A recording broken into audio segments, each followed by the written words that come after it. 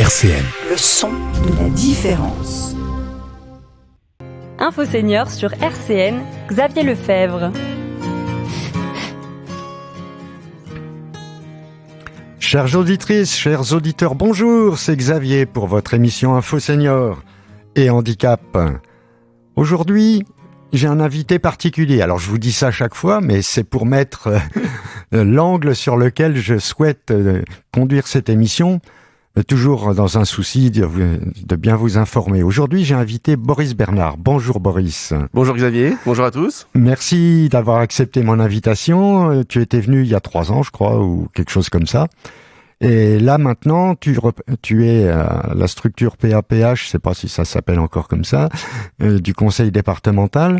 Et j'avais à cœur que tu puisses venir un peu expliquer à nos auditrices, à nos auditeurs, toutes les actions que le conseil départemental a menées en plus pendant la période du Covid ou de la Covid qu'on vient de connaître.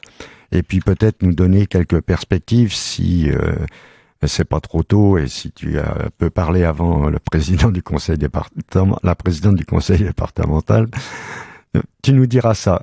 Donc pendant la Covid, le gouvernement a mis en place un certain nombre d'aides pour les salariés, là je pense notamment aux intervenants à domicile, et le conseil départemental a mis au bout pour que les associations d'intervention à domicile puissent continuer à vivre et que les salariés puissent continuer à intervenir auprès des personnes âgées. Et puis je crois que le CD a eu aussi des actions directement auprès des bénéficiaires, des personnes âgées, des personnes handicapées.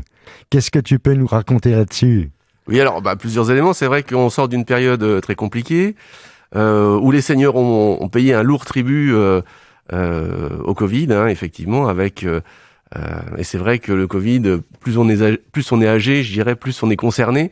Et c'est une maladie, effectivement, dont il faut à la fois se prémunir à titre personnel. Donc, c'était tout ce qui était campagne de vaccination. Et aujourd'hui, c'est vrai qu'on relâche. C'est vrai qu'on est dans l'actualité de relâcher l'ensemble des mesures, et notamment le port du masque. Ça me permet de vous dire juste attention aux seniors, parce qu'on est encore sur des taux d'incidence très élevés en Moselle et en Meurthe-et-Moselle. Et c'est peut-être pour moi l'occasion de dire aux seniors, attention, peut-être garder encore le masque quand on est très proche d'autres personnes. Parce qu'aujourd'hui, oui, on a des taux d'incidence quasiment à 1000 personnes pour 100 000 habitants en Meurthe-et-Moselle. Donc, voilà, on fait encore un petit peu attention. Alors, la période, elle a été lourde pour les seniors à plus d'un titre. Alors, on va peut-être décortiquer la réponse. Tout d'abord, dire que le département a depuis 2000 mis en place des services territoriaux autonomie. Oui, il faut expliquer ça, t'as raison. Voilà, dans tous les territoires de Meurthe-et-Moselle. Donc, Alors, 6 territoires. C'est quoi un territoire ? C'est un découpage du département en 6 zones infradépartementales. On a le territoire de Longwy, de Briey. En haut du canard. C'est ça, effectivement. On a sur Pont-à-Mousson et Médières, donc voilà, le territoire de Pont-à-Mousson, on appelle Val-de-Lorraine, le territoire de Terre-de-Lorraine sur Toul, le Lunévillois, et puis le territoire du Grand Nancy, où le département a repris le découpage de l'intercommunalité, qu'est la métropole du Grand Nancy. C'est bien que vous soyez calqués mutuellement sur les mêmes territoires. Ça posait des problèmes avant. Oui, et puis on n'en peut plus des découpages administratifs. Voilà. On est toujours dans la bonne zone, pas dans la bonne zone, on sait jamais où on en est. Moi, j'aime bien le millefeuille, mais seulement chez le pâtissier. C'est ça. Donc sur le Grand Nancy, en tout cas, on reprend le découpage intégral de la métropole. Et effectivement, on a nos guichets d'accueil, donc ils sont là pour accueillir, informer, orienter les personnes âgées et les personnes handicapées, leurs familles bien sûr, et les accompagner dans toutes les démarches liées à la perte d'autonomie. Vous avez regroupé en un même local personnes âgées et personnes handicapées pour éviter de cavaler partout. Voilà, c'est ça. Ça, c'est vraiment une volonté forte du département qui s'inscrit dans la durée depuis 2000, où pour nous, les problématiques des seniors en perte d'autonomie et des personnes en situation de handicap sont relativement identiques. C'est vrai. J'ai besoin d'un service d'aide à domicile, et on en parlera tout à l'heure, pour intervenir chez moi. Oui, que j'ai moins de 60 ans ou plus de 60 ans, il me faut un prestataire, il me faut quelqu'un. Bien sûr. Dans la recherche d'établissements, alors effectivement, on a des établissements spécialisés pour les personnes handicapées et des établissements spécialisés pour personnes âgées. Pour autant, les prises en charge, le département a une compétence qui rayonne sur les deux. Tout à fait. Donc le but du jeu, effectivement, c'est d'offrir un guichet d'accueil aux familles sur chaque territoire en disant voilà, j'ai une difficulté sur la perte d'autonomie. Quelles sont les réponses, quelles sont les solutions que vous pouvez m'apporter? Très bien. Oui, parce que tu cites les établissements, donc maintenant on dit plus foyer logement, on dit résidence autonomie. On a des nouvelles appellations. Ces résidences autonomie présentent l'avantage maintenant d'avoir des animations, la possibilité de déjeuner avec plusieurs personnes ou dans son propre appartement. Bref, il y a des avancées notoires. Mais alors, pendant cette période difficile, qu'est-ce que le conseil départemental a fait en plus, j'allais dire? Oui. Il a fourni des masques, vous avez fait plein de trucs, mais je pense que c'est important que la population sache ce que vous faites, parce que vous savez pas vous vendre, en fait. C'est vrai que c'était une période un peu compliquée, parce qu'on s'est retrouvés tous du jour au lendemain confinés. Bah oui. Alors c'est vrai que le département, dans un premier temps, et les services territoriaux autonomie aussi, on fait comme un certain nombre de collectivités, parce que les élus ont pris aussi les choses en main et on dit, on peut aider quand même dans l'urgence sur un certain nombre de points. Et c'est vrai que la distribution de masques et de stocks appartenant au conseil départemental, et on a eu la chance dans le Grand Est aussi d'avoir des commandes qui sont arrivées un peu plus tôt qu'ailleurs, c'est vrai, mises à disposition de la région Grand Est. Donc on a distribué notamment les masques aux établissements et aux services médico-sociaux pour effectivement protéger les personnes fragiles, et les personnes âgées et les personnes handicapées sont fragiles. Bien sûr. Moi-même, hier, je me suis fait interpeller dans la rue. Mais monsieur, le masque est plus obligatoire, vous le savez? Ouais. J'ai dit oui, je le sais très bien. Sauf que je porte le masque pour une raison simple. C'est que ma belle-sœur est atteinte d'un cancer de la moelle osseuse et je serais mortifié de lui transmettre la Covid. Donc je me protège pour la protéger. Ouais. Non, ça reste important. La et la personne, période, elle m'a regardé comme une saucisse, quoi. Non, il faut faire encore attention. Aujourd'hui, c'est vrai qu'on a, et même dans nos entourages, on a des personnes encore touchées par la pathologie. C'est vrai que les médias aujourd'hui sont partis sur un autre sujet, mais le Covid ou la Covid est encore assez présente dans notre quotidien. Ah oui. Donc, distribution des masques. Oui, pardon. Excuse-moi, on a un technicien là qui souffre et qui est vraiment, on va dire à l'article. J'aime pas prononcer ce mot-là, mais on pense à lui. D'accord. Oui. Donc c'est vrai que le premier réflexe a été un peu en tout cas de donner des masques qui étaient si rares et si chers à l'époque. Et c'est vrai que les collectivités territoriales, les mairies aussi ont beaucoup œuvré là-dedans. C'est vrai. Donc le département a pris sa charge, a pris sa pierre et a œuvré aussi dans première chose, c'est la distribution de masques. Ma propre épouse a été sollicitée pour découper et faire des casaques de protection pour le personnel hospitalier, par exemple. Je sais plus si elle n'en a pas fait 300. Oui, puis on a eu... il y a une mobilisation. C'est ça. Ouais. Il y a eu un fleurissement de tas d'initiatives pour effectivement élaborer des masques, coudre des masques, mettre à disposition des masques, ou des visières d'ailleurs. On a aussi des établissements personnes handicapées qui se sont mis là-dedans. Et c'était en tout cas, c'était le côté positif de ce gros problème qui s'imposait à tout le monde. C'est un peu la solidarité, la prise d'initiative très locale. Tu parles des masques transparents. Tous les médecins reconnaissent pas l'efficacité des masques, mais en tout cas, pour les enfants dans les écoles, pour les personnes handicapées, continuer à voir la bouche de celui qui parle, c'est extrêmement important. Oui. Aujourd'hui, nous, on est équipés de masques inclusifs, on appelle ça comme ça. Oula, effectivement. Encore inclusif. Moi, je sais que j'ai une dent inclusive, mais... C'est ça. Parce qu'effectivement, on a beaucoup de seniors et de personnes handicapées qui font une lecture labiale. Tout à fait. Et ça veut dire quoi, lecture labiale? On lit sur les lèvres, parce qu'effectivement, soit on a un déficit d'audition, oui. Qui est venu progressivement avec l'âge, ou alors, effectivement, on a un déficit d'audition depuis tout petit, depuis la naissance. Effectivement, il y a l'apprentissage à la langue des signes, mais il y a aussi, effectivement, la possibilité d'apprendre à lire sur les lèvres. Oui. Le sourire, les yeux, ça suffit pas. Voilà. Donc voilà, ça c'était la première action mise en œuvre. Après, très vite, effectivement, les services, alors je vais parler des services liés aux seniors et aux personnes handicapées. On a été très vite vers une démarche qu'on a appelée le aller vers, parce que on se rendait compte que le fait de remettre tout le monde à domicile, forcément ça isole. Et on sait que les seniors sont une population notamment très très ciblée, très très touchée par cette problématique de l'isolement déjà en temps normal, mais encore plus dans des situations où on disait à tout le monde restez chez vous, ne sortez pas. Et donc on a commencé à élaborer tout d'abord des fichiers très très basiques, c'est de dire qui fait du portage de repas, qui fait la livraison à domicile, qui fait aujourd'hui, effectivement, on va dans les magasins et on peut prendre plutôt le drive. Mais à l'époque, c'est vrai que rien que le recensement sur l'agglomération de toutes ces ressources qui existaient, c'était déjà important. Bien sûr. Donc on a élaboré ces fichiers qu'on a distribués à l'ensemble des partenaires, notamment des CCAS, pour dire voilà tout ce qui existe sur l'agglomération, puisque notre territoire c'est l'agglomération, pour que les seniors derrière puissent appeler, puissent se débrouiller avec le petit traiteur du coin qui faisait du portage à domicile, avec des plus grandes surfaces qui faisaient du drive. Enfin voilà, ça permettait déjà d'avoir des premières réponses aussi. Ça, c'était ce deuxième temps. Et puis le troisième temps, très vite, on a été vers, effectivement, le aller vers par appel téléphonique. Ouais. Et effectivement, on a un certain nombre de fichiers au niveau du conseil départemental qu'on a pu utiliser. Nos bénéficiaires de l'allocation personnalisée d'autonomie, Ah bah oui. les bénéficiaires de la prestation de compensation du handicap. Ouais. Et puis les communes aussi avaient des fichiers, les fichiers des personnes dites fragiles qu'on a et qu'on utilise plutôt dans le cadre des plans canicules, des plans climatiques. Ouais. Et effectivement, du coup, on a quand même... alors, il y a toujours des invisibles, et ça, c'est vrai que ça a aussi toute une démarche d'essayer de découvrir qui était l'invisible. Et puis il y a ceux qui ne souhaitent pas, être dérangés. Voilà, il y a aussi un petit peu ce cas de figure-là. C'est ceux-là qui sont... Et donc, on a passé plusieurs centaines de coups de téléphone, effectivement, à ces populations-là, justement pour les interroger. Quels sont vos besoins aujourd'hui? Est-ce qu'il y a quelqu'un qui est dans votre entourage qui vous aide? C'est vrai que les solidarités, on a aussi eu quand même cette bonne surprise de voir que le voisinage, c'était repris en main aussi. C'est-à-dire que, puisqu'on était tous chez soi, on faisait attention effectivement à sa famille, mais on faisait aussi parfois attention à son entourage immédiat. Oui, parce qu'au début, on se voyait tous par la fenêtre quand on applaudissait les soignants. Oui, c'est ça. Mais du coup, on savait que on avait au coin de l'œil, au coin de l'oreille, la personne âgée du palier ou de le voisin. Et ça fait naître aussi beaucoup de solidarité à ce titre-là aussi. Ben là, je vois où j'habite, c'est dans un immeuble.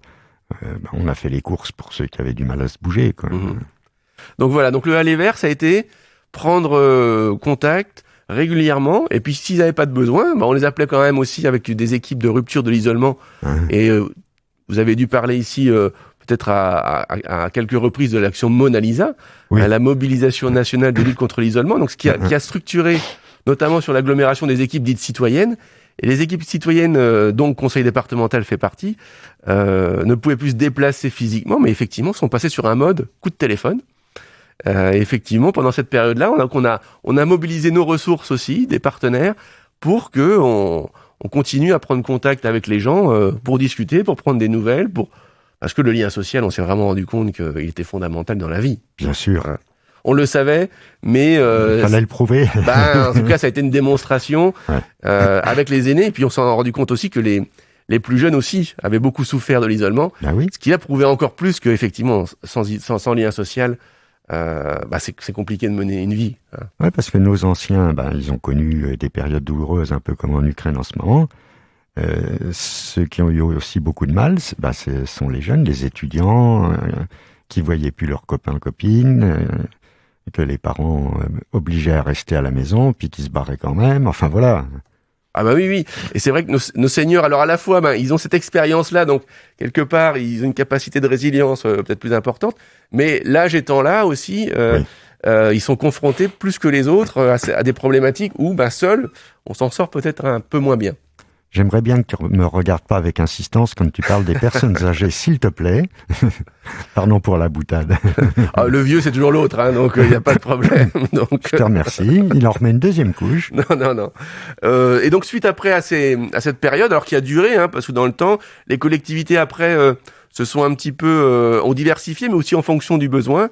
Notamment, par exemple, après, ça a été la mise en place de centres de vaccination. Et on sait que les collectivités ont aussi beaucoup œuvré là-dessus. Et sur la métropole du Grand Nancy, la métropole, les CCAS.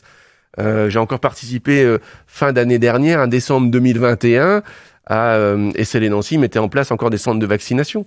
Donc les collectivités, c'est vrai que ça a été sur une problématique santé où on les attendait pas forcément, ont beaucoup œuvré, et surtout les collectivités de proximité, donc les communes et le département qui est en proximité et physique, et puis sur ces populations-là, puisqu'on a la compétence de l'autonomie, a beaucoup œuvré sur ces thématiques qui sont par nature un peu plus loin, un peu plus éloignées de ces missions. Si tu m'y autorises, j'ai été agréablement surpris de voir aussi que la région, qui n'a pas du tout la compétence sanitaire et sociale, s'est quand même emparée de la chose. Alors, est-ce que c'est lié au fait que le président est lui-même médecin? Certainement, mais ça explique pas tout, quoi, parce que bouger la grande région, il y a quand même... il y a des Alsaciens, il y a des Champenois, enfin bon, des mentalités différentes, et quand même, la région a fait aussi pas mal. Là, c'est par lui sont venus les premiers masques. Commandes. Et effectivement, il a fait aussi fi d'un certain nombre de règles de marché public. Bien sûr. Pour dire, non, on va commander tout de suite et on va commander. Et c'est vrai qu'on a reçu les premières palettes et les premières dizaines de milliers de masques grâce à la grande région, la région Grand Est. Alors c'est vrai qu'on a été aussi les premiers touchés par l'épidémie. Oui. C'était effectivement donc. Il y avait une urgence aussi qui arrivait, mais effectivement. On a vu que les collectivités territoriales, sur une thématique qui n'était pas la leur, et qui est toujours pas la leur aujourd'hui, sont beaucoup investies. Ouais, tout le monde s'y est mis, on a tous retroussé les manches. C'est ça. Et du coup, alors, peut-être par rapport à ce que tu me disais, donc le département, au fil de l'eau, et puis ça a duré dans le temps, si bien que sur un certain nombre de métiers, on disait les métiers de première ligne. Oui. Alors on a beaucoup parlé des caissières de supermarché, on a beaucoup parlé de ces gens-là qui sont des invisibles, et qui ont fait continuer à produire du service. Alors, essentiel, non essentiel, on va pas revenir là-dessus, mais en tout cas... on était bien content de les trouver. Voilà. Et dans le domaine de l'autonomie, ça a été toute la filière des services d'aide à la personne, qui ont été en première ligne pour le coup. Les auxiliaires de vie, qui viennent à domicile, qui s'occupent des personnes en perte d'autonomie. Donc, ça va de l'aide à la toilette, de l'habillage, de la préparation des repas. C'était vraiment...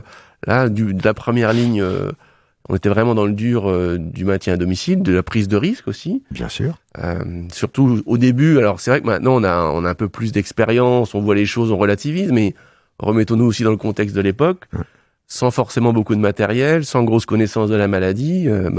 Il fallait sortir tous les jours. Et donc suite à ça, c'est vrai qu'en 2020, effectivement, il y a eu des primes qui ont été versées, notamment par le conseil départemental de Meurthe-et-Moselle. Voilà. Et ça a été fait avant fin août 2020 et 2020. Je peux pas vous donner de chiffres parce que c'est tombé plus ou moins rapidement en fonction de la structure. Oui. Mais le département de Meurthe-et-Moselle a voté effectivement une prime un maximum de 1 000 euros par agent en fonction du nombre d'heures effectuées. Oui, prorata temporis. Et du temps de travail, temps plein ou pas temps plein. Mais en tout cas, le département, effectivement, a mis à ce qu'on a appelé à l'époque une prime Covid pour les services d'aide à domicile. Ça a été, beaucoup l'ont fait, on n'est pas les seuls non plus, mais le département, a voulu à marquer le coup. C'est important ce que tu dis, qu'il faut que vous, public, vous le sachiez, parce que le département a un budget extrêmement contraint, et malgré ça, ils ont réussi à trouver les ressources pour faire cette action. Ouais. Ça semblait important, et puis... Mais l'action, elle n'est pas finie, parce que là, vous venez, au niveau du département, de vous prendre de plein fouet l'avenant 23 des associations d'aide à domicile, qui a augmenté de façon assez substantielle les salaires pour ces personnes. D'ailleurs, j'en profite pour refaire un appel. Appelez le CD54, les associations recherchent des aides à domicile. D'ailleurs, on s'aperçoit qu'il y a quelques hommes qui commencent à venir dans ce métier. Et voilà. Bon, on n'est encore pas à la parité, mais ça vient doucement, c'est marrant. C'est intéressant à observer. Sur l'emploi, c'est vrai qu'on parle, et ça c'est peut-être, merci de me donner la parole aujourd'hui, c'est peut-être pour moi un des objectifs de notre entretien, c'est de dire, venez travailler dans le secteur de l'aide à domicile. J'ai regardé les chiffres avant de venir. Pôle emploi disait, sur la Meurthe-et-Moselle, c'est 511 emplois non pourvus. Oui. Donc c'est aujourd'hui une filière qui permet à des gens diplômés ou pas diplômés de pouvoir intégrer un métier valorisant. Alors valorisant socialement, parce qu'on se rend compte que l'action des aides à domicile, des auxiliaires, alors vous les appelez comme vous voulez, après... Je les appelle intervenantes, comme ça je suis tranquille. Personnes. Après, il y a des diplômes, il y a une filière qui se construit, donc on a un certain nombre de professionnels. L'avenant 43 présente quand même le gros avantage que la rémunération ne tient plus compte seulement du diplôme et de l'ancienneté, mais aussi de l'adaptation à la personne. Enfin, on a repris la chose dans l'autre sens, de quel est le besoin de la personne aidée, et en fonction de ça, on met la personne qui a les compétences pour le faire. Oui. Alors, l'avenant 43, juste pour les auditeurs, normalement, on devrait dire l'avenant 43 porte en révision la classification des emplois du système de rémunération des salaires de la branche de l'aide à domicile. Donc, à tes souhaits. Voilà. C'est pour dire aussi que l'avenant, c'est pas qu'une question d'argent. Alors, même si c'est le nerf de la guerre, et je pense que quand on dit valoriser les métiers, c'est aussi une reconnaissance salariale. Bien sûr. Et on sait que les métiers d'aide à domicile pendant longtemps ont été des métiers effectivement au SMIC. Et aujourd'hui, c'est vrai que ça reste encore des métiers difficiles. Mais pour autant, on voit bien que et les collectivités et l'État dit mais ça a un des enjeux des années à venir, avec le vieillissement de la population, avec la volonté de continuer à accompagner le plus possible nos personnes en situation de handicap, de valoriser ces métiers-là parce qu'on a un grand besoin de main-d'œuvre. Ce qui est intéressant, c'est pas une main-d'œuvre délocalisable, donc on va pas faire appel, voilà. Ouais. Donc c'est de l'emploi local, c'est de l'emploi qui est dans la mission qu'on remplit, c'est très valorisant d'aider les gens. Enfin, on se rend compte que voilà, c'est des métiers qui ont un retour formidable pour ces personnes. C'est des métiers aussi parfois difficiles quand même, il faut le dire. On rentre dans l'intimité des gens, il y a de la mobilité, et donc l'avenant 43 en retravaillant sur la classification des métiers et en apportant effectivement une augmentation des rémunérations, a vocation comme ça à faire émerger des envies de la part des personnes, à se dire oui, pourquoi pas moi. Et je trouve que c'est intéressant que cet avenant est intervenu. Il est intervenu à partir du 1er octobre 2021. Oui, voilà. C'est ça. Mise en œuvre au 1er octobre 2021. Et j'ai 2-3 exemples en termes de rémunération. Par exemple, pour une aide à domicile qui a un diplôme d'État d'accompagnement éducatif et social, c'était 9 ans d'ancienneté, parce que effectivement, comme tu l'as dit, il faut prendre le diplôme, mais pas que, l'ancienneté et la technicité de la mission. Tout à fait. Et c'est ces 3 éléments-là qui font qu'on calcule après le salaire. Ouais, c'est le triptyque. Et voilà. Et ce qui est intéressant, par exemple, alors pour des gens qui sont à la fois diplômés, qui ont 9 ans d'expérience et qui interviennent sur des missions importantes, c'est 380 € net supplémentaires par mois. Bah oui. Pour une jeune qui n'a pas de diplôme, mais qui avait un tout petit peu d'ancienneté, 7 ans d'ancienneté, c'était jusqu'à 120 € net en plus par mois. Et voilà. Donc vous voyez, ça c'est intéressant. Alors, parce que j'aime bien, tu parles en net, là au moins ça frappe. Voilà. Hein, parce que quand le gouvernement annonce des augmentations en brut et qu'on dit on enlève les charges sociales, il reste plus grand-chose. Ben écoute Boris, là on va pas parler du problème des pompes à essence pour que les aides à domicile puissent remplir leur réservoir, parce que le temps qui nous est imparti est en train de se barrer à toute vitesse. C'était très riche. Tu peux donner, s'il te plaît, le numéro de téléphone de votre organisation service PAPH à donc Nancy. Sur le Grand Nancy, c'est le service territorial autonomie, 13-15 boulevard Joffre à Nancy, et c'est le 03 83 30 12 26. Oh, il a parlé sans note. Merci beaucoup, Boris. La dernière fois, j'avais interviewé l'ADAPA 54 et le mois prochain, je ferai venir... Une association d'aide à domicile aussi ? Oui, la plus grosse. L'ADMR. L'ADMR, pardon. Excusez-moi. C'est Jean-Marc Lucien. Jean-Marc, voilà. Merci, chères auditrices, chers auditeurs. J'espère que vous avez été bien informés. Portez-vous bien et portez vos masques. RCN, www.rcn-radio.org